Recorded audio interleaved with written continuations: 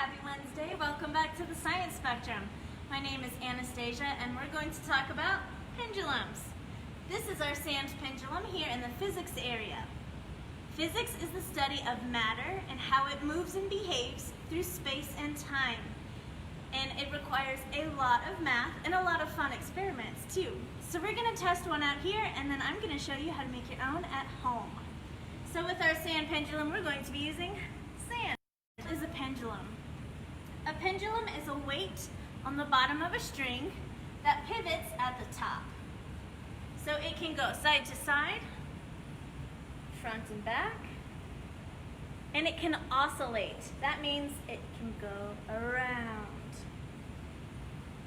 So instead of forcing it to move in a certain pattern, I'm just going to put some sand in it, let it go, and see what happens. And of course, I will spill some too. Alright, you ready? And go! And that is super interesting and fun. So what if I just poke it a little? Okay. Let's poke it again. Notice, but our first line was a lot longer, it's even smaller, and if you notice, every orbit connections. Let's try it again from a different direction.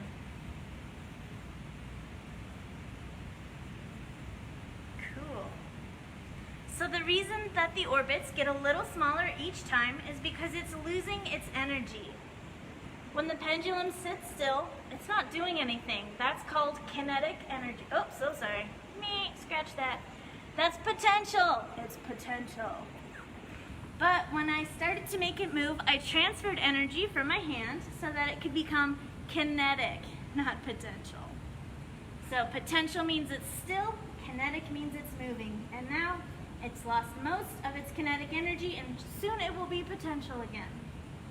Pretty neat. All right, let's see how we can make one at home. So we've got some supplies over here. I'm using two different cups, plastic and styrofoam, but you can use whatever cups you want. You do have to poke one, so I think styrofoam is easiest for that. If you do decide to use plastic, I recommend a hole punch for the sides, but we'll get to that in a minute. You'll also need some twine, yarn, or string, just something strong to hold it up. Scissors for little choppy chop action, and your favorite chalk colors. Maybe a food processor, or just get some of that chalk and cut it up.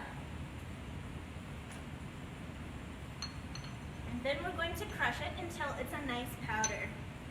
So this might be better in a blender or food processor, unless you just want to entertain the kids for a while and get a nice workout too. After it's crushed up real well, you'll have a nice chalky powder and we can add some water.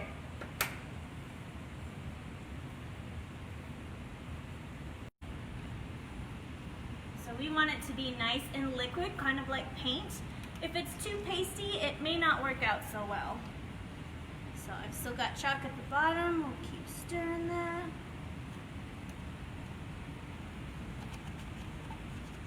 Uh-oh. If you feel any large lumps at the bottom, make sure to get those out as well, because those might stop up the hole at the bottom of your pendulum. Alright, ooh, nice and goopy. Alright, so the actual pendulum. We're doing it inside the Science Spectrum because it's a little toastier outside. So we laid down two different trash bags. If you have tarps, that's even better. If you are outside, don't worry about it. It's just chalk water. Once the water evaporates, you have a cool chalk art, and you can always hose it off later. You do need stools or chairs or ladders if you want a really tall pendulum. And you can use some old wrapping tube or a broom, any kind of pole that can reach across. Ta-da, super fancy. You might need tape to secure it too. And then you'll want some white paper to put it on. If you're doing it inside, again, outside, no worries.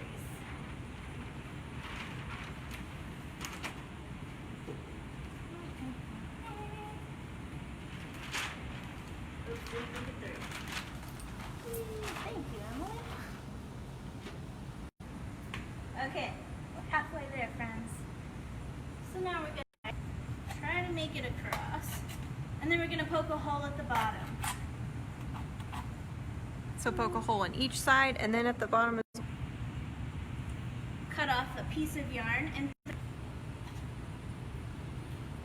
So just through the top holes. I broke the yarn. Oh no. Wow, who knew this would be the hardest part? Oh, there we go. One hole in. Oh, I broke the cup. Oh, it should be okay though. If your holes are bigger, it shouldn't tear up the yarn like that. Okay. We'll tie it at the top. You can tie it first and then you can put it on your stick, or you can just go ahead and wrap it around first.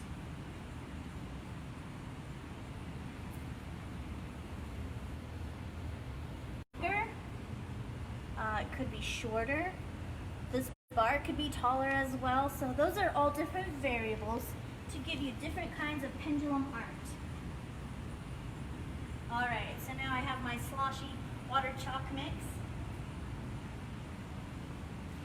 I'm going to put my finger under that hole so it doesn't spill out, and then I'm going to pour it in, let it go, and quickly run away so I don't get splashed.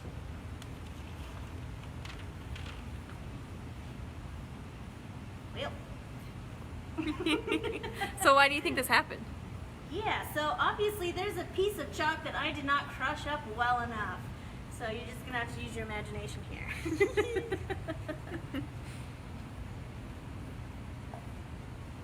Alright friends, if you can do it successfully, please post a video or a comment. I would love to see it. I'm going to keep trying, and then I will see you on Friday with our next experiment.